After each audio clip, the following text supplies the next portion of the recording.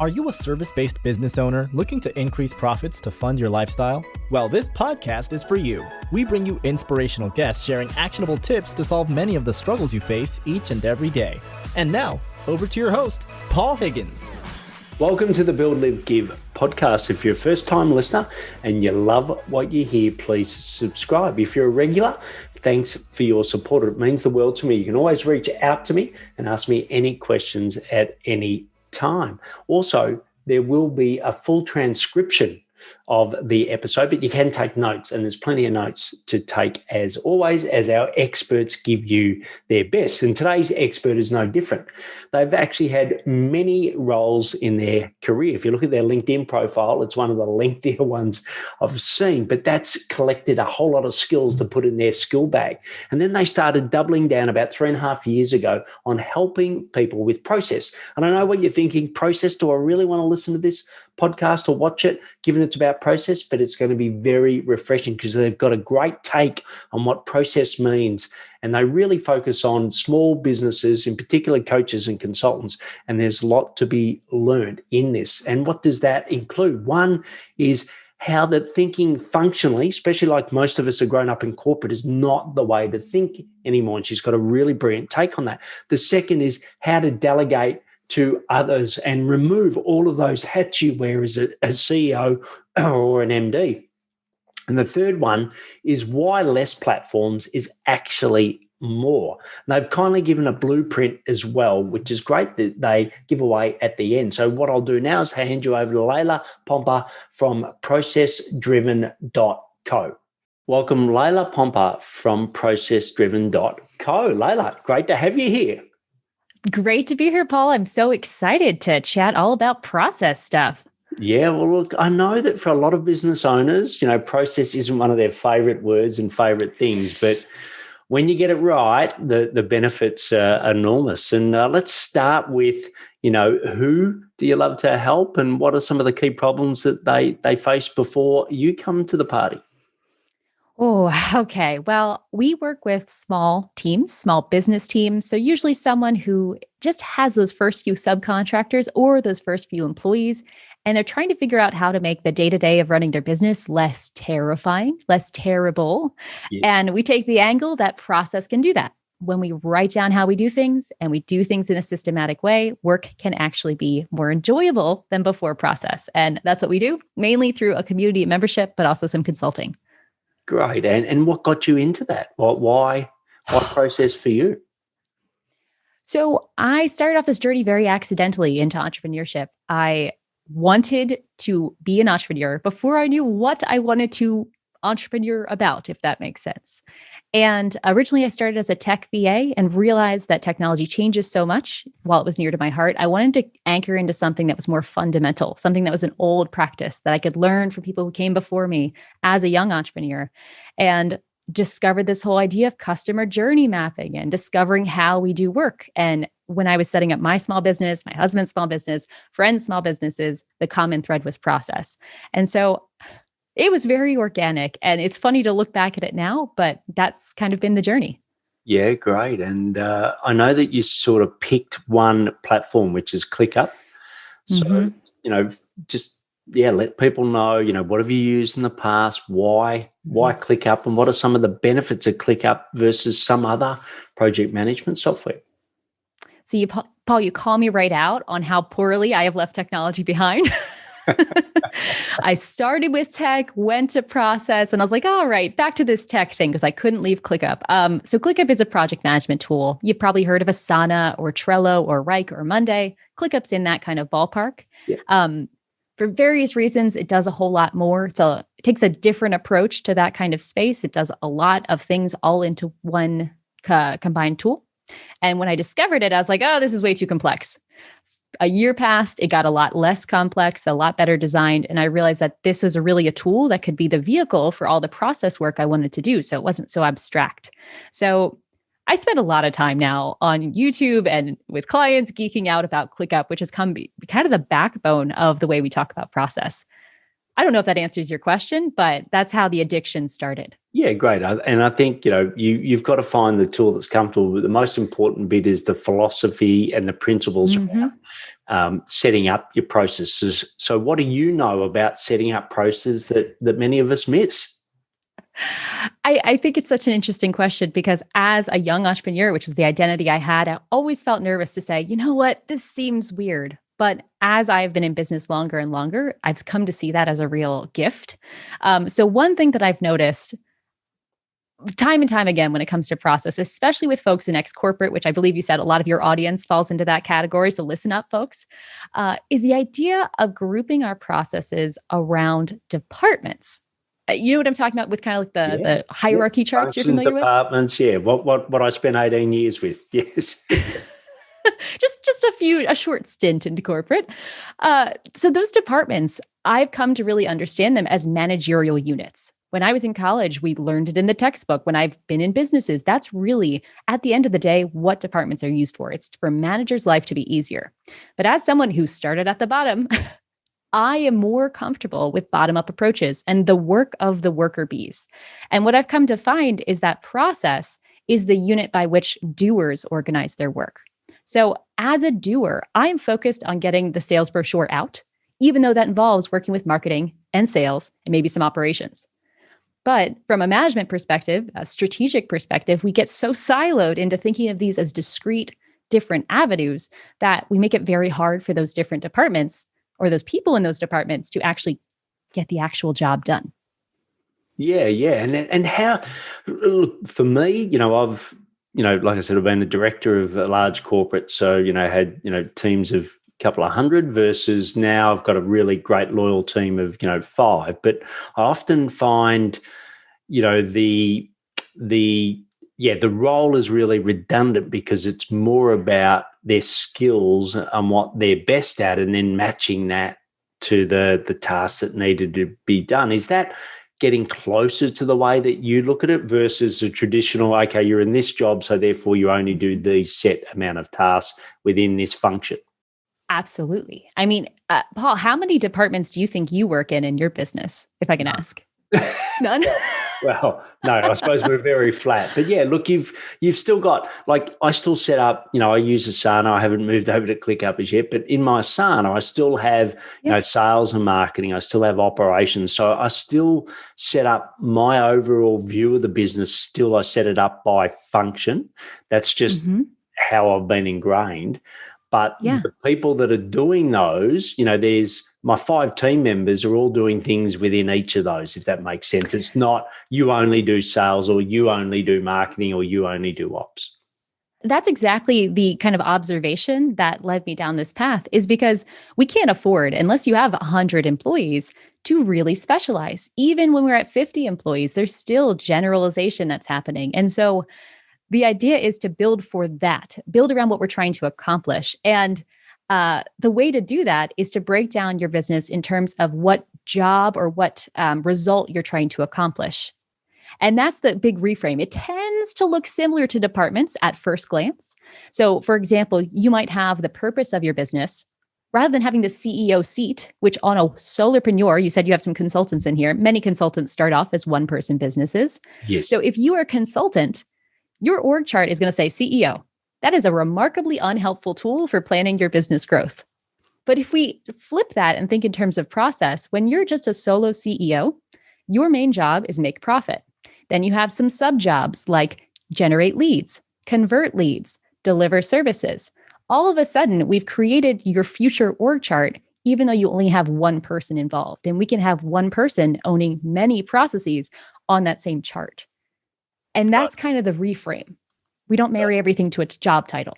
Yeah, look, I think that's really clever. So, if we take a step back, most, I work in the area of helping people with sales, but if I look more broadly than that, the owner's doing lots of things, as you said, and then slowly, they've got multiple hats and slowly they're lifting them off. Now, what's the best way that you've seen someone delegate, i.e. get what's in their head into a system so that someone else can actually help? What's your learnings and advice around that? I always like to start people by figuring out what the hats even are. Like, are we dealing with a cowboy hat, a beret, a top hat? What actually are they? Because when I'm dealing with an owner operator, oftentimes they say, I'm doing everything. This isn't delegatable because they're seeing a big old pile of fabric and not a bunch of discrete hats. So I usually have people start by creating a process org chart, which again, kind of like what we just talked about, it's similar to that. Think about the main functions. And as you go about your day or week, start writing down what those recurring, repeating processes are in your business. Those are your hats. It could be 100 hats, or it could be 2 very big hats. But that's where I would start, because we can't delegate what we don't actually know exists. Yes. In my opinion, at least. Maybe some people are better than that. Yeah, no, look, I completely agree. And no, I must admit, we haven't done it as well as we'd like to, but our theory is, say in Asana, we've got a project. So everything that's repeating, i.e., you've got it on a repeating cycle as a task, we actually have under a project called, I think it's called routines and amazing. etc. So then when because sometimes I get confused as to who's doing what, right? So it's called regular and repeat tasks. So I can then go in and search by that person and then look at, well, these are the tasks that they do on a regular basis. So, whether it's writing a job description, someone new coming in, it's very easy to say, well, these are the things that everyone does. So that's my approach. How does that work with the way that you help clients? That is very similar to what I have folks build out when they're building out ClickUp system. I call it the idea of capacity defense. Build a system to keep things from becoming last minute emergencies. And it starts off similarly. I call it routine tasks. I'll take repeating tasks. Yeah. You have a routine task list, and that's the house of all of your routines that are non-negotiable day-to-day running of your business.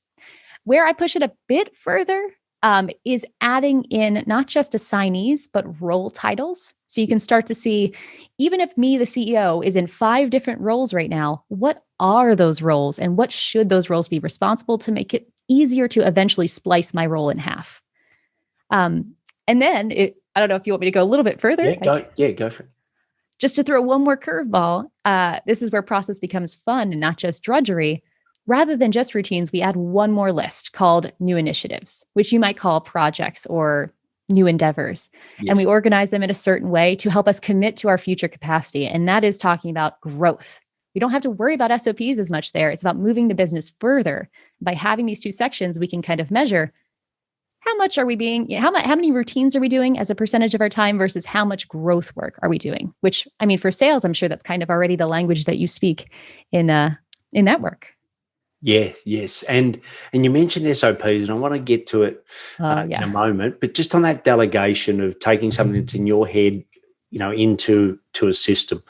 So, I know that we use a system called VARK, which is VARK. You can look it up. It's a questionnaire to say, well, what's someone's best learning style? So, I'm a very much a visual learner. Some people are very much an auditory learner. So we try to map how we're going to hand off the task into the way that they best learn. But what about for you? Is it best to always do by video, video and text? I'd love to get your thoughts on how best to remove it from you onto, someone else's plate, so to speak. Yeah. Well, like you, Paul, I do a lot of video work, and I'm comfortable speaking. That's the easiest way for me to get information out of my head. But SOPs should be a work of compassion. It should be about making everyone else's life easier, not necessarily yours in that moment. So I kind of break the tradition of everyone recommending Loom videos. And what I recommend for SOPs is to, I call start, stop, and steps. So right at the beginning of the process, the inputs or the things that tell you that you are ready to do something, which should be simple as less than 5 words. I'm ready to make a YouTube video when I have a script. At the bottom of the process, you know when you're done, when I have a recorded video. Then you write the steps. High level, what are the things that happen to get me there? Again, 3 to 5 words, almost like a BuzzFeed article. Once that's done, myself, the expert, do the process and just write a few more notes, maybe add some screenshots if something's really confusing, but mainly focus on text. Because text will allow us to easily edit it. And I don't know about you, but I am lazy and I do not want to have to redo screenshots or redo video clips. Yes. I want to be able to change one word. Yes. Yeah, I think that's a great point. And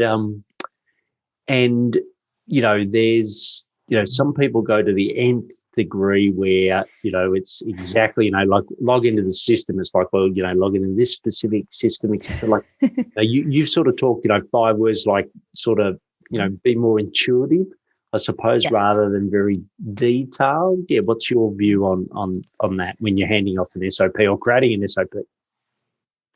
The details come later.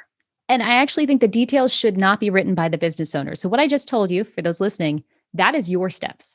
Yeah. Then you sign it to Paul. Let's say Paul is coming to work with us. Hey, Paul, here's the SOP. And take some time to read that over. And when you're ready to do it for the first time, let's jump on a call. That's it. So you have some time to digest if you are someone who learns by reading or watching or trying things.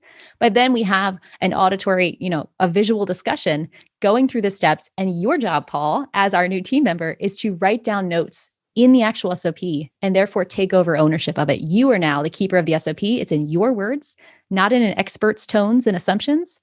And I can just, hands off at that point. Great. And I've heard a rough rule of thumb is that the best way to know an SOP is complete is to give it to someone that's never done the task before and see if they can complete it. Is that true? Myth? What's your view on that? So in small business, I think we break a lot of the rules of SOPs.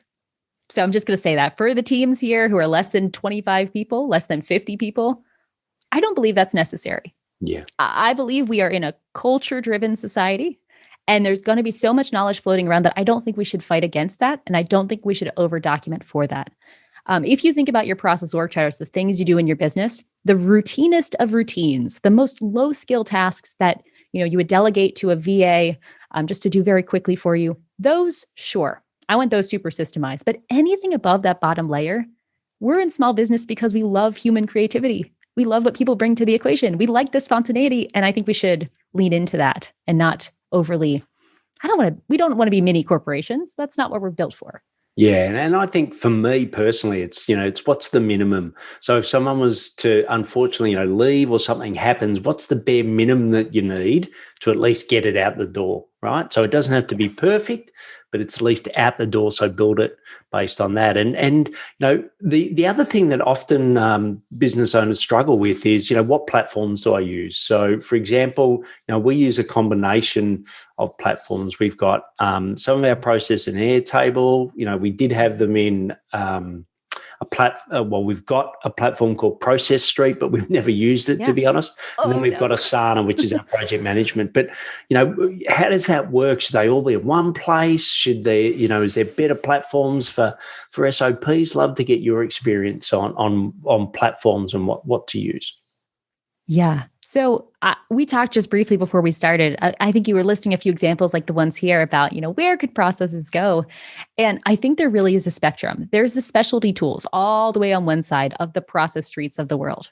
Then there are kind of the catch-all database style tools, Airtable, Notion, Google Sheets. They all fall in the middle. Yeah. And then there's project management tools like Asana, ClickUp, Rike, all of those ones. Yes. And that spectrum, I think, also lines up to the spectrum of business complexity. I think Process Street could work. I haven't seen it, but I think it's possible that it could work very well for a more systematic, larger business where, again, we have very systematic, very limited human input, not very creative in some ways, just, almost like an ERP kind of process. Yes. But for businesses like we're talking to here, I am in favor of keeping it in one centralized place that is emphasizing the ease of editing, which is just like what we talked about before.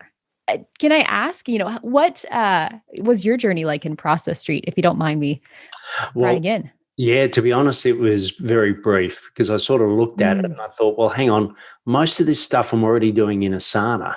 So why do I want to complicate it by having another system? Because I'm a big believer in the less links in the chain, the more damage that can occur. Right. So for me, I'm like, where the work happens should be as close to where the SOP is. So if all the work happens in Asana, where possible, all the checklists and the things that we do should be in there. So you don't have to jump out into another system to find it. And that's why we decided not to go with Process Street versus just keeping it in Asana for that reason. Your experience is exactly the one that when we were doing a lot of one-on-one tech consulting with clients, that's what we kept running into again and again. Or you set up Process Street, and so many times you set it up, you pour time and energy into it, then it sits there on a tab that feels miles away, even though it's right next to where people are working. And that tab jump is big enough that people will not do it. Something like Airtable that can embed or link, even building it directly in Notion or ClickUp can do that as well. That's exactly what I recommend, because I think we need as little friction as possible. So that way it's actually making lives easier. Yeah, and to me, it was, back in my corporate days, you would, whoever sat next to you, you'd see them all the time, right? And it was very familiar to have conversations. And then someone would move, even if they moved across the other side of the floor, you wouldn't see them as often, right? And I think that's what, your checklist should be. They should be very familiar exactly where you're doing the work. And therefore, by default, like you said, they'll get improved more and they'll get done. So I'm glad we're on the same page. Yeah, something you'd like to add? I just want to emphasize what you just said, because I think people are going to hear that and they're going to miss how good of a point that is. It's going to get updated more often. The frequency of updates when it's directly in the same tool is going to be significantly higher than when it's another tab, even a Google Doc, which we talked about before. And I think that's one of the most important things. If you're going to spend so much work on this, they need to be updated incrementally. They should be updated, I would say, at least every week for processes that are routine and recurring. Naturally, a little word here and there. Yeah, brilliant. And the benefits of getting someone else in versus one of your team members to do it. I constantly hear that as a struggle, this is just so difficult. And especially a lot of people that aren't process minded, they're like, it's like the blind leading the blind, to be honest. What's your view and your experience on getting someone in like you versus, trying to do it in-house? Are you referring to the process piece of it, or setting up kind of the structure of things? Or both? Sort of both. Like, it's like I suppose the structure then leads the detail of the process. Yeah. So when it comes to the structure, I think it's pretty invaluable to get feedback, especially because the way we teach it here is very much focused around the process org chart. And so we're lucky now that we have a community of people so we have a collection of hundreds of process org charts. And what happens when you have an org chart outlining everything that you do in your business is you realize what you should be doing that you're not, or what that you are doing that you really shouldn't be at the scale that you are. And that's the more common option. We take on too much. And so I think for that value alone, to help you focus almost your execution energy, if we can call it that, I think it is invaluable to get insights from a coach, from someone who does process stuff, from ClickUp geeks like myself, to avoid making your life a whole lot harder, both from a business strategy perspective and just your day-to-day. Process stuff, taking that org chart and then starting to work on it, I think the role of an expert is that of a facilitator, but I really like the strategy of having the team members, the most junior peoples on the team, becoming the authors and the owners, because you're going to see them fight for that SOP, point out errors in a frequency that's going to be much higher if they are the author. That level of ownership is almost impossible to get if they're not the creator in some way. Yeah, look, I totally agree. And I think there's that great step that you mentioned before, that yes, they do it, but you've also got someone, checking, I suppose, someone independent doing it as well, to say, well, yes, actually, you know what, you can. Because I know sometimes when you're so, what comes natural to you isn't obviously what comes natural to other people. So there's, sometimes there's so many, sometimes like in sales, often I'll think, oh, well, yeah, of course you'd do that. Of course you'd have an agenda for a sales meeting, right? That's just, I've been doing that for, 28 years, but that's not always the case. So it does help with overcoming that. Awesome. Well, look, you can tell I'm excited about this. I suppose it used to be, in Coca-Cola, we're very process driven, but it still also had that creativity. So it was a nice balance. So, I'm passionate about this because I see the benefits of it. And the number one thing here, it doesn't really matter what size of business. I think these days you really need two things. You do need a project management software. I think it's so much easier to do that. And the second thing is you do need, whether it's a virtual assistant or a team, to be able to hand off those hats. So if you're watching this or listening and you haven't done those two things, start there and then work with someone like Layla. So before we go into the live section, I'd just like to talk about the pulse check that I'd love you to do. So the pulse check is where I've come up with my 27 years of experience of sales, and I've said, and most importantly, my recent experiences where I built up and exited a tech consulting business, where I say, look, these are the most important things to have a sales system that you can scale your next million in revenue, because often your first million is through referrals, but how do you take it to the next where it doesn't need as much as your time? So in there's 9 questions. It'll take you 3 minutes. So that will be great. But the invaluable part is then, based on your result, I'll have a call with you and give you a plan, not a sales call, but a plan on exactly what you should do next. So to go and see that, just go to paulhigginsmentoring.com/pulse. So the next section, Layla, is the live section. So what are some daily habits that help you be successful? Well, that's such a funny question. And this is going to throw people off their kilter, I think. Believe it or not, I am a highly unhabit-forming person. So I have very few habits. My habit is mainly to make my husband happy. He is the person that takes care of everything in our life, most of the routines, and he is the person that makes all of this possible. So my only routine is to find little ways to make his day better, besides, exercise and all those basic things. But I truly believe that outside of work, relaxation is the job to be had. And in work, total opposite. Really? And now I'm always interested in nature versus nurture. But for example, my dad is the least process-driven person on the planet. He's very much a relationship guy, free spirit, a dreamer. My mum, ex-school teacher, process-driven to the nth degree. So she had a checklist for, her checklist for her checklist, right? And I find I'm a combination of both. What about you? Like, obviously in work time, you're very process-driven, but that free spirit part, where does that come from for you? That comes from my parents. I have parents, and they're going to hate me saying this. Eventually they'll say, hey, parents. They're going to be so upset. My parents were carnival workers. So carnies, and that in the US at least is a culture of working 48 hours, traveling, then working 48 more hours, just a complete kind of vagabond lifestyle for at least their younger years. And that pretty much influenced the entire upbringing we had as children. Complete freedoms, as long as we were, excelling in school and chasing our dreams of whatever that was. And I revolted by being very process oriented. I was come on, why don't we plan anything? And as I've gotten older, it's come back to kind of a middle place. And I also watched them start a business that they continue to run that is quite draining on them, not very satisfying, not very, it's not that life of freedom that many of us dream of with entrepreneurship. And so they've been a huge influence on kind of my goal of building businesses that use process to make life enjoyable again. So we don't have to be afraid of running our own businesses. Great. And I don't know if that makes sense. Yeah, it does. Perfect sense. And the question that's probably burning on everyone's mind at the moment is, what was your particular act? Like, what were you famous for in the carnival?